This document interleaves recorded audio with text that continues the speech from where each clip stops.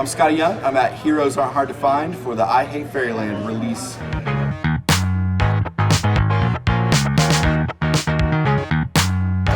I Hate Fairyland is my first creator-owned book with Image.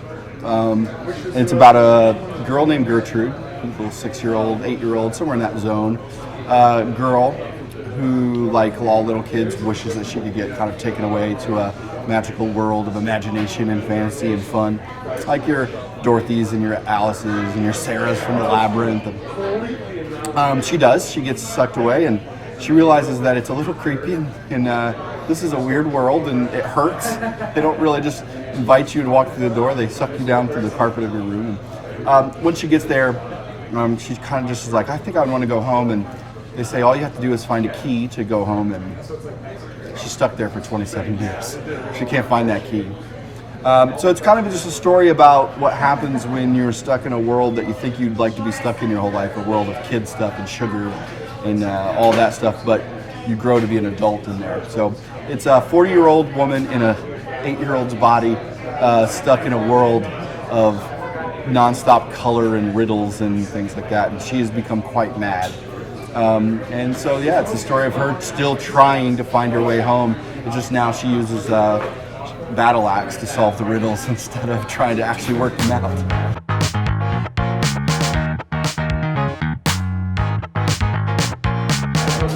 When I really sat down and looked at kind of the ideas I had played around with, there's two things. One, I think if you're going to do a creator-owned book and do it at a company like Image, then I think you really should try to do books that can't be done at the major companies.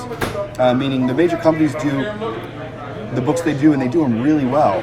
So if you're going to step out of that realm, really step out of it. So I think I Hate Fairyland is a book that I'd have a very hard time convincing, to fit in a landscape next to a Spider-Man or a Batman. So that's one. But the other is, I'm a dad. I have a 6-year-old and I have a 9-week-old. So, and I spent a good 5.5 years drawing the Wizard of Oz novels into graphic novel form with Eric Schanauer. So for the last, 7-8 years of my life, I've lived every day in some sort of form of a kid's world. I've got kids around the house, I've got kids' toys, everything's weird colors around my house all the time. The same episodes of Dora and Go Gabba Gabba are playing over and over in the house. I go to work, I'm working on the little Marvel covers, working on little Giant Size Little Marvel, I'm working on Oz, so it's like I'm an almost 40-year-old man living in a world of children's things, and while I love it, sometimes you're just like, what a bizarre existence this is. So there was a lot of parallels there, and I thought that's a funny story, and what it is to feel like, to have the mind of a 40-year-old, but I'm literally hearing nothing but the Gabba friends singing, or Dora's that dumb map, just say I'm the map, I'm the map, I'm the map, I'm the map. So the idea of the story kind of just started to come together. Was like, I wonder what would happen if you actually did take a character, put him in those worlds, and play around with that. So that was really kind of the impetus for that.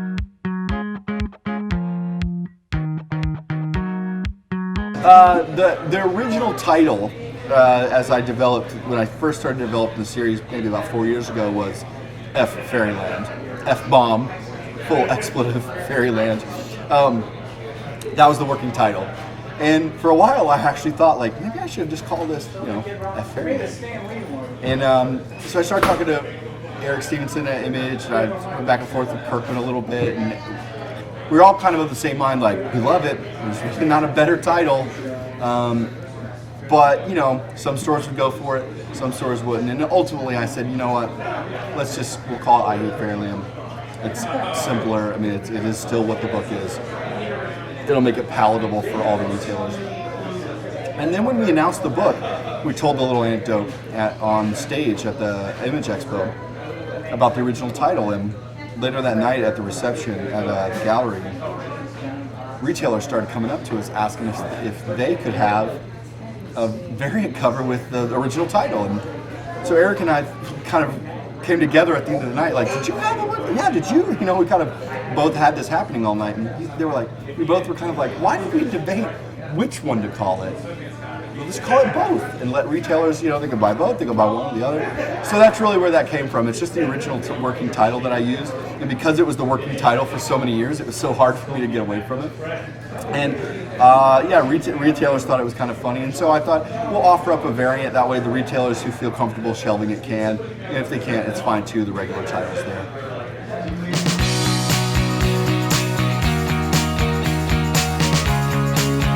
I was a comic strip Mad Magazine guy. So I was almost in high school before I kind of came to what we know as comic books, the superhero monthly comic book. So through elementary school, I was a paper boy, 7 days a week, 365 from about 4th grade into 7th grade. Every morning, 4:30 a.m., I'm out there delivering papers. That gave me a little bit of money, and I'd go up to the local. I lived in a very, very small town. And I'd go up to the grocery store once a month and buy magazines, and I discovered Mad Magazine. So I used my paper route money to go buy Mad Magazine, buy Archie, and because I was a paper boy, I looked at the comics in the paper, and you had Calvin Hobbes and Garfield, and so I loved the Far Side, and I just fall in love with that visual, jokey storytelling, and Mad Magazine was really the thing that did it for me. I mean, I would say that was what probably was the bridge to what became my love for comics, because I didn't know it at the time, but it's a comic book, right? Strips of cartoons collected and tells a story. So I really, really fell in love with that, and it eventually stumbled into a comic book store. I think I was at a mall with my mom, and she was shopping around, and then it was kind of right there at the beginning when Image launched, right there in 91 or whatever, 91, 92, when Image started, and so you had all these Image #1s. And I said, wow. I mean, I had comic books before, but I didn't understand them, and I didn't seek them out, and I didn't know where to get them. But, every now and then you saw a family member would be like, oh, the kids like the comics, But it was this, going to this comic book shop that really made me see, like, Spawn #1, Youngblood #1. So I kind of just really got into comics at the launch of Image. And it was right around the death of Superman, too. So that was a big news item. And every kid knows who Superman is. So I kind of got into that and the Image stuff when it first launched, and then it just took off from there as far as my love for comics. And then I was about 20, 21, and I went to a Wizard World Chicago. I moved to Chicago, and I hooked up with some friends who did some self-publishing in Chicago, and they let me sit behind the table with them. I was going to do a book with them at some point. There's a bunch of young kids making up comics, printing them up, And they let me sit behind the table with them, so it was the first convention I ever went behind the table. And somebody came by, dropped a card off, said, oh, I really like your stuff. I'd never really drawn a comic book before, I just had a bunch of illustrations, And that person ended up being C.B. Cebulski. And at the time, CB had an imprint with Image called Fanboy Inc., and he was doing... he was bringing over books like Kia Asamiya's Dark Angel, so some manga books and things like that, and publishing through Image. And he was looking for some new creators to maybe develop some new titles, and because at the time Image had a lot of imprints. Everybody, Dreamwave, The Devil's Due, and there was a lot of imprints happening. And so I met CB, and we became friends. And over the next year, CB started doing some writing at Marvel. So he'd be up at the offices from time to time, and he was helping Marvel find younger artists. So he wasn't quite an employee there, but he knew people, and he was writing at Marvel. And it just so happened one day Mike Martz needed a fill-in for an Iceman miniseries on an issue. And he was like, hey, we need a turnaround really fast. Do you know anybody? And it's like, yeah, and he offered up my name. Now, I'd never drawn a full comic book. And I get a call from Mike Martz saying, hey, can you do a fill-in really fast, for Iceman? I'm like, oh, of course, sure. Be off the phone, terrified. And that was it. 2001, I did my first Marvel comic book. About 6 months later, I did a few little short stories in X-Men Unlimited and rolled right into my Mangaverse Spider-Man, The Legend of the Spider-Clan, and then I've been doing monthly comics at Marvel since. So 2001, I kind of stumbled into a job at Marvel, and for about 15 years I've been doing it. And so that's kind of been my ride there.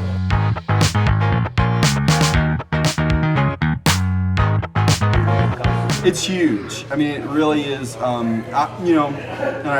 write a piece about this in the back of my book, a little about this, that I grew up reading the comic strips, and then because Image was the first comics that I really got into, I thought that's what you did. It didn't occur to me to want to draw Spider-Man because I didn't think that's how it worked.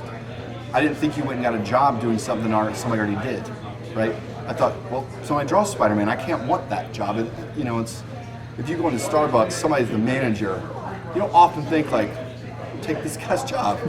Hey, buddy, I'm gonna take your job. It didn't occur to me. I was young and I didn't think like that. So I didn't think I'll ever draw Spider-Man. I thought I'll grow up, I will make my books, and I'll publish them in Image. And I didn't even really understand what the term creator-owned meant. It wasn't about all that. It wasn't the financial business side of it. It was more just making up your own thing. So that's what comic books were to me, and it wasn't until I got older and got jobs and found myself working at Marvel that I realized you start learning how things really work. And then it was just about like this is how I'm getting paid and learning. I mean, the thing with working at Marvel all these years was I learned how to make comic books. They taught me about the business, they taught me how the business works, about how publishing works and distribution works, how to actually draw a comic book and write a comic book. But then to finally kind of go full circle and come back and do that thing that I always thought I was going to do at Image is like, it's here. Like that kind of dream of that kind of 14, 15-year-old me who read Spawn #1 or Youngblood #1 is here. Like I'm making up my own thing, and it has that little eye up in the corner, which I thought. So it's amazing. It's exactly what I wanted it to be. It happened way later than I thought that it would happen, but I'm glad that it did because I learned how to do it. So now I feel that I'm doing it right. So it's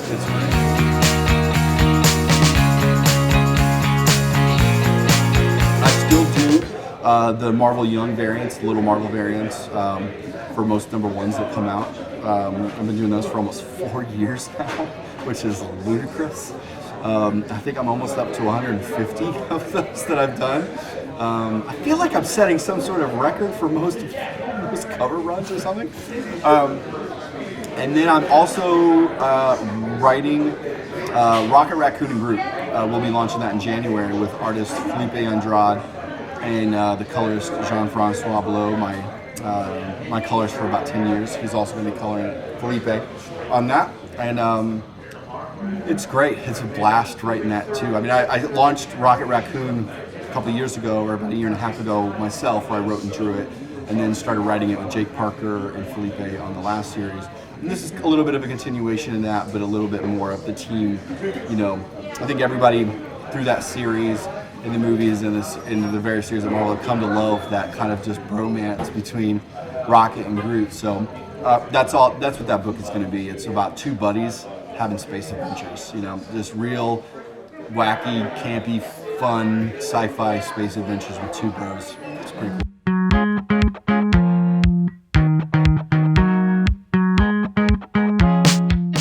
When I got the first one, I thought it'll be this one. It was a Midtown exclusive, so it was only for that store. And I think it performed so well that's when Marvel was like, whoa.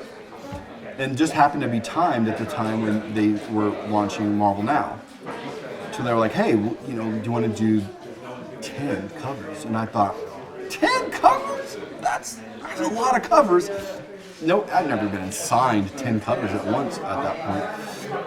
So I thought, and I was telling my friends, like, dude, I just got 10 covers. This is crazy town. So they put it on the schedule, and I thought, wow, God, I'm really scheduled out on covers. But I thought that would be it. I thought I would do the 10 covers, then I thought we'd be done. And I thought people would like them for a minute, and then people would be like, okay. I had a blast doing them. I love telling jokes. I love having fun.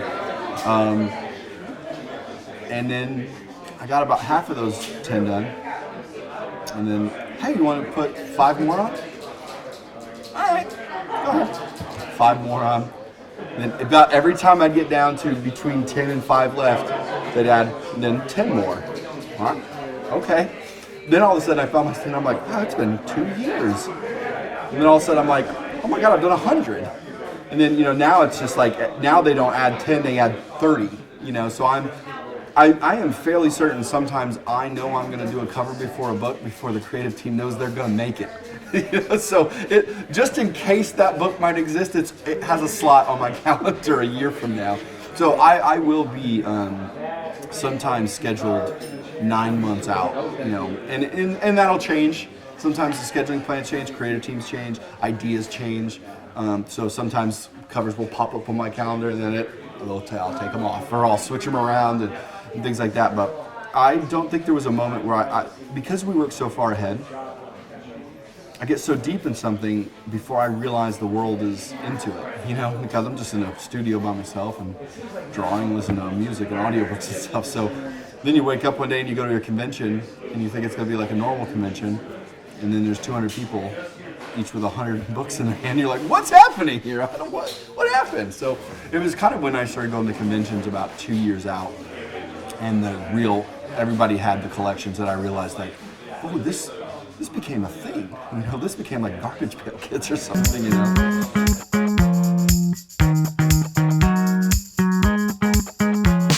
Yeah, I mean, it really goes back to those old Far Side and Mad Magazine and those gag strips that I grew up on, so it's really what I treat it like, the Calvin and Hobbes stuff, and I really just try to find that, like take away all the kind of heady stuff that we adults have piled on these characters, and all the pathos and the drama and the Watchmen of it all, right? And we tack all this clay on the outside of them. And so for these, I just like to try to either look at that clay that we've added and kind of go, this is hilarious, and then really point out, like, look how hilarious we've made this really simple character, or strip all that clay away and just say, isn't this funny, or sometimes just be like, look at this pure version of it, like the Captain America I think you're talking about is like, there's all these cosmic lords, and then this other, the Guardians of the Galaxies and Gladiators are going to fight them, and the leader of them is Captain America, who has a shield, a piece of metal, like, I will fight you, intergalactic gods, with my metal plate, And there's something funny about that. Like, it's really taken that Mad Magazine, Spy vs. Spy, Far Side look at it and going, this is funny in a super fun way. And I think it's fun for us to poke fun at ourselves sometimes and just have a laugh at, like, man, we really get to play pretend in the biggest way possible. And I think that's another thing, is just showing, like, look how huge these characters are, and we get to play with them, and it's really cool just to have a little fun with that.